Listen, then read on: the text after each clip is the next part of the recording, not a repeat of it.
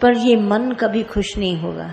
तब दादा ने हमको बहुत अच्छे से बताया, मन को जीतो, और मन को हम गुरु के साथ जीत सकते हैं। अकेले मन तुमको खा जाएगा। तुम अकेले रूम में बैठेगा, ये मन खा जाएगा, 100 तरह की बातें बोलेगा। तुम गुरु के सामने बोलेगा, आसमां के देखो, तुम यहाँ बैठेगा, तुमको वो विचार नहीं आएंगे जो तुमको अकेले कमरे में आते हैं। मैं सच कहती हूँ, आसमां के देखो, यहाँ विचार नहीं आएंगे सत्संग में, और वहाँ घर में जाओगे अकेले में बंद करके 100 विचार आएंगे। तो इसी तरह गुरु करो, तुमको ख्यालों से खाली हो जाएगा तुम। मम चिंते क्या होए, कबीर ने कहा, मैंने गुरु किया तो मम चिंते क्या होए, मेरी चिंता हरि करे। मुझे न चिंता होए, मुझे चिंता नहीं होगी, मेरी चिंता हरि करेगा, भगवान करेगा, पर मैं नहीं करूँगा। गुरु करने का है कि गुरु ने कितना क्लियर तुमको कोई बोल दे। आज एक लड़की शादी करती है, हस्बैंड भले बोले कि तुम्हारा भार मेरे ऊपर है, मगर वो कभी इस तरह से उसको नहीं करता सेवा। और भगवान श्री कृष्ण ने अर्जुन को बोला, तू मेरी शरणम माम एकम शरणम वर्ज, तो मैं तुम्हारे योग और खेम का भार उठाऊंगा। और भगवान ने उठाया। हार के लिए उसको बहुत मन हो रहा था, मैं हार न जाऊं। भगवान ने इसको जीत दिलाई, डिजायर से हटा के इसको जीत दिलाई, ज्ञान दिया। और शरीर का भी खेम उसका भगवान ने उठाया। तो योग और खेम दोनों भार उठाने वाला भगवान श्री कृष्ण लड़ाई के मैदान में अर्जुन को बोल रहे हैं, और उठा के दिखाया। मन से उसको जिता के खड़ा कर दिया। मन चिंता कर रहा था, बस अभी दुर्योधन मार डालेगा, अभी मुझे ऐसे करेगा, अभी मुझे ऐसे करेगा। अधमरा तो लड़ाई के मैदान में अर्जुन था ही भगवान श्री कृष्ण के आगे। जब आत्मा का ज्ञान सुना तो वो उठ के खड़ा हो गया जोधा। मन के जीतने के लिए हमको गुरु का संग जरूर चाहिए, और किसी के लिए हमको नहीं चाहिए, पर गुरु के लिए चाहिए। गुरु इस मन पर बंदूक ताने बैठा है कि अभी ये मन आया, अभी इसको बंदूक तान के हटा देगा। मन का दुश्मन है गुरु। हम मन के दोस्त बन के बैठते हैं, गुरु नहीं करते। गुरु को सब बातें कैसे बता देंगे? गुरु गृहस्थी थोड़ी ना है, गुरु ये थोड़ी ना है। दादा ऐसे, दादा क्या जाने उसके पास पैसा है, इसके पास ये, इसके सब बातों को छोड़ो, बात एक पकड़ो, गुरु करना बहुत जरूरी है। ये मन की 100 बातें गुरु के आगे गुरु आने ही नहीं देगा मन। ये तुमको गुरु के आगे इतना नीचे गिराएगा, झूठ बुलवाएगा, बातें बनाएगा। और हम गुरु के सामने बैठे, दादा ने कहा तुम गुरु करो, मैंने गुरु किया। मैंने कहा हानि हो लाभ हो, अच्छा हो बुरा हो, मान हो सम्मान हो, मुझे कुछ सब मंजूर है, पर गुरु करना पहले है। ये सबसे बड़ी बात है। आप अगर गुरु करेंगे तो आपको सारी मुश्किलातें खत्म। वो अम्ब्रेला लेकर आपके साथ चलेगा, तुमको हर बारिश से, धूप से बचाने वाला गुरु है।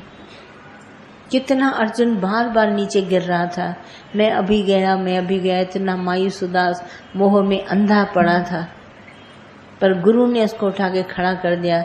हे अर्जुन, न तू मरेगा, न तू मरेगा, न तुम इनको मार सकेगा। तुम समझ रहे तुम तीर लगाएगा और ये मरेंगे, तुम्हारे वाले कभी नहीं मरेंगे। न तुम मारने वाला है, न ये मरने वाले हैं। उसको इतना क्लियर ज्ञान बताया। बोलगा समय आया है, ये अपने समय पर पहुंचे हैं, और ये वक्त पर इनका समय जो आया है वो इनको ले जाएगा। बाकी तुम मारने वाला नहीं, और न ये मरने वाले हैं, क्योंकि अजर अमर अविनाशी आत्मा पूर्ण सच्चिदानंद है। शरीर तो सबका जाएगा, शरीर कर्मों का चूल्हा, ये सबका जाएगा। वो आज जाए या कल जाए, समय लिखा के आए हैं। और ये आत्मा है अजर अमर। ये दादा का ज्ञान इतना ऊंचा है, आत्मा अजर अमर बना दिया। दादा स्वयं कहते थे सत्संग के बीच में, मैं न मरबो मरबो संसार, इसको संशय है, वो मरेगा। मुझे एकदम बात क्लियर है कि अहम ब्रह्म, मेरे को कोई डाउट नहीं, तो मैं नहीं मरूंगा। बाकी जिनके पास संशय है, कहीं शरीर न मारा जाए, कभी वो न हो जाए, कभी मन न मार दे, बोला वो तुम्हारी बात है, तुम संशय से मरेगा संसार का। बाकी मैं मरने वाला नहीं हूँ, न मैं मारने वाला हूँ। गीता को पढ़ो अच्छे से, बार बार पढ़ो, तुमको क्लियर ज्ञान आ जाएगा। हमारे माइंड में एक क्लियर थॉट होना बहुत जरूरी।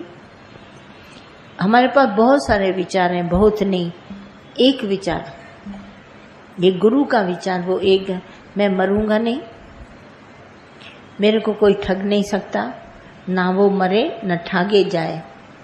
और रीजन क्या है इसका? क्योंकि मेरे अंदर में नाम बसता है भगवान का। ना वो मरे न ठागे जाए, जिसके नाम वसे मन माए। हमारे विचारों में सदा ही भगवान है, तो हम नहीं कभी मरेंगे। बोला मरने का सवाल ही नहीं उठता, मैं न मरबो। नहीं तो दादा सत्संग के बीच में ये बात कभी डिक्लेयर नहीं करते कि मैं न मरबो, मरबो संसार, मैं नहीं मरूंगा। तभी गुरु करना एक बहादुरी का काम है। हम मन से अंदर में डर जाते हैं, आज मन 100 बातें बताएगा, तुम ना गुरु करेगा, फिर ऐसा तुमको गुरु बोले फिर तुम कर सकेगा? फिर गुरु कैसा किया? गुरु बोलता ही कुछ नहीं है, गुरु खुद निराकार के हुक्म पर चलता है। ये तुमको डराता है मन, वो कहता है जैसा भाई हुक्म बना हुआ है। वो हुक्म पर चलने वाला खुद तुमको भी हुक्म पर चलना सिखाएगा। गुरु कभी नहीं कहता तन मन धन से मेरी सेवा करो, कभी नहीं बोलेगा, न तुमसे धन मांगेगा। गुरु पीर भी नहीं अपने को सनाता है, बोला हम लोग दोस्त हैं आपस में। देखो दोस्ती में हम सब कैसे एक फैमिली में जुड़े हैं, न पाँव छूना, न दर्शन करने का, न हम छिप के बैठते हैं, न मैं ऐसा किसी को 4 को बुलाते हैं 4 को नहीं बुलाते, कुछ नहीं, बिल्कुल साफ सुथरा। जो भी आए मिल गया अपने प्यार श्रद्धा से, बाकी कुछ नहीं है। गुरु करने से कभी मत डरो, गुरु केवल तुम्हारे ख्यालों को बदल देगा। पहले से देखो, जब से हमने गुरु और सत्संग किया है तो हमारे विचार बदले नहीं है, बहुत बदले। पहले मरने का डर 100 बार आता था, गिरने का 100 बार, अभी नहीं गिरेंगे। जिन्होंने गुरु किया है वो कभी नहीं गिरते हैं जीवन में, हमेशा आगे बढ़ते रहते हैं। भजन तो आप ही बनाते हैं, आप ही गाते हैं, पर गुरु करना बहुत जरूरी है। सतगुरु करोगे और सच्चा गुरु, और निशानी देखो सच्चे गुरु की, जो तुमको घर बैठे आके मिले, तुमको ढूंढना न पड़े, तुमको ढूंढ ढूंढ के फिरते फिरते गलियों में न जाना पड़े, पर गुरु तुम्हारे को अपने आप ही घर बैठे मिले। ये गुरु है, निशानी है ये गुरु की। तो इसको अच्छी तरह से अंदर में पहचानो। गुरु करेगा तुम्हारा भला हो जाएगा। हम कभी भी दादा का गुरु, आपको बोलते हैं दादा को गुरु करो, दादा कोई तुमको ऑर्डर नहीं देगा, कोई न धन का, न मन का, न तन का।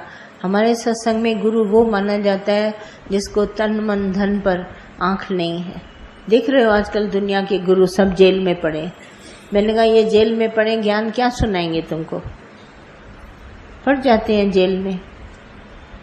क्या किया उन्होंने? जमीनें खरीदी, धन दौलत किया, आश्रम टिकाने बनाए, पब्लिक को बहुत जमा किया, और अपना ये उल्टे सीधे कर्म किए, चरित्रहीन बन गए। तो जरूर आखिर एक दिन तो आएगा। 100 दिन चोर के, एक दिन पकड़ा जाएगा। वो एक दिन इनका आ गया। एक गया गुरु, फिर दूसरा गया, फिर तीसरा गया, फिर चौथा गया, फिर पांचवा, सब गए। अब गुरु सब पड़ गए जेल में। ज्ञान कौन सुनाए? बाहर जो बचे हैं वो तो गुरु वो हैं जो अपना जीवन निर्वाह के लिए पब्लिक से पैसा लेते हैं। 1-1 रुपया भी लेते हैं ना, 1000-2000 पब्लिक आती है तो भी ढेर सारा धन उनके पास हो जाते हैं। पर हमको गुरु ऐसा चाहिए जो हमारा अज्ञान निवारण करे।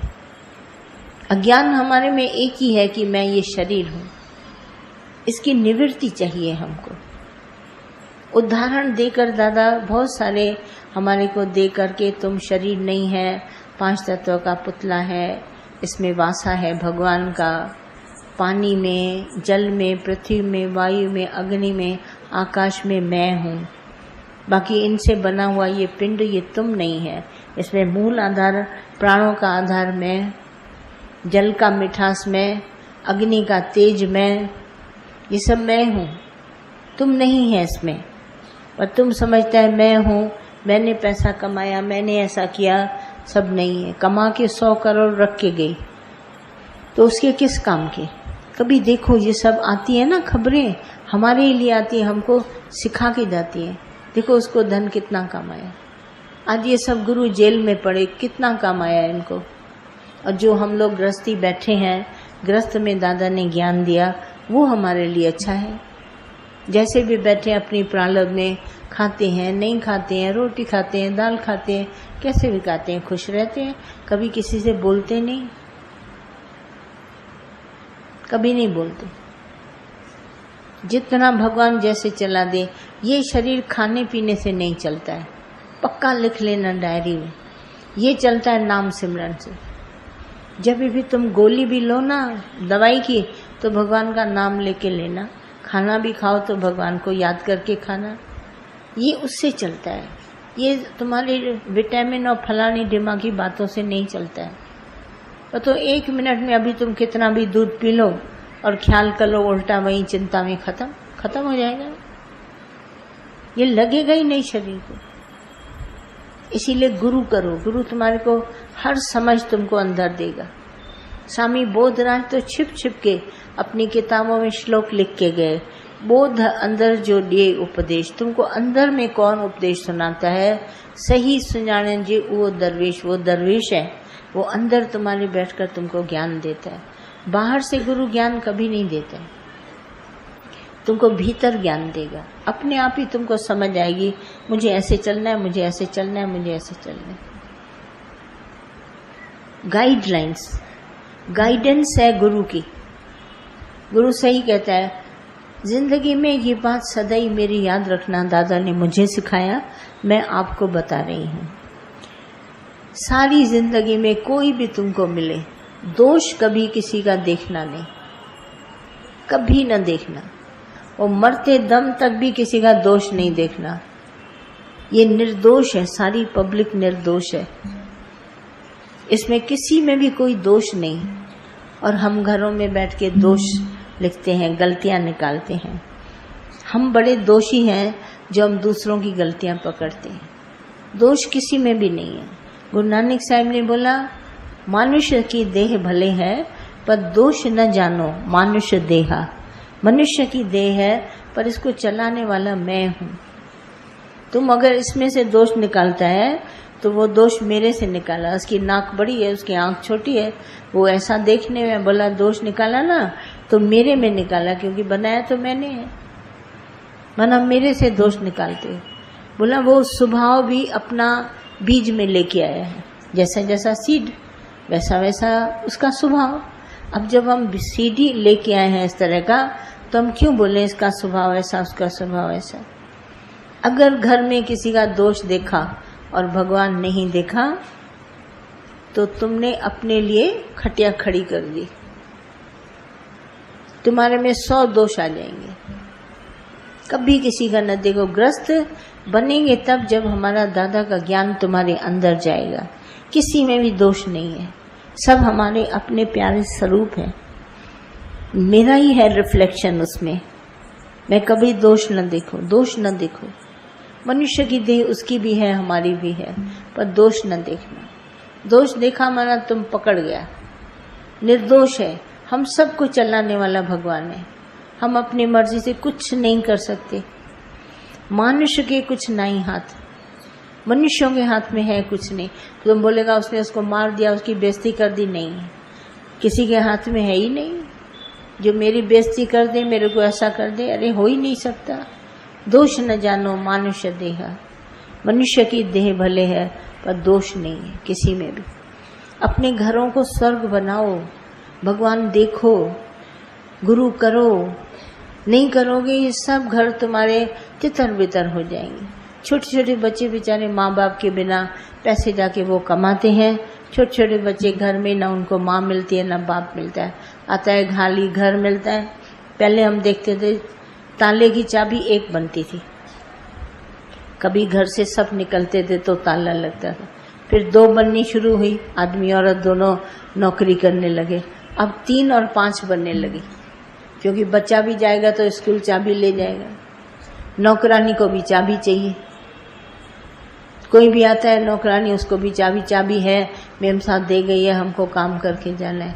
4-5 चाबियां एक ताले की। सोचो, माना घर में कोई नहीं रहता है, तभी ये चोरी चकारी सब बढ़ जाती है। अकेले अकेले सब बैठे, तभी हम लोग तो घर कभी छोड़ते ही नहीं थे। एक बड़ा तो घर में होता ही होता था। दरवाजा बंद रहता था, जाली से पूछते थे कौन है, बस समझ में आ, पहचान हुआ तो खोला, नहीं पहचाना तो नहीं खोला। पर ऐसे थोड़ी ना छोटा बच्चा भी घर में